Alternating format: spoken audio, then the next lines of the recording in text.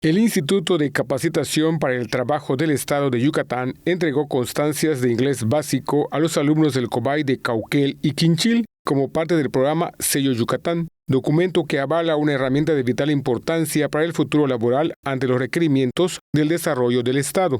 El director del ICATEI, Kirby Herrera Chap, expuso las sinergias con diversas instituciones para hacer posible la impartición del curso de inglés básico, que fue gratuito. En el COBAY de Quinchil se entregaron 238 y en Cauquel 444 constancias. El director general del Colegio de Bachilleres, Marco Antonio Pasos Tec, y el secretario de Investigación, Innovación y Educación Superior, Mauricio Cámara Leal, felicitaron a los jóvenes que recibieron sus constancias y coincidieron en resaltar la voluntad de unir esfuerzos para impartir cursos que son de gran valía en la formación de los jóvenes de esa zona del estado.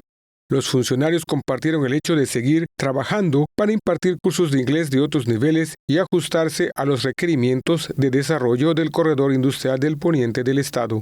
Tele Yucatán te informa.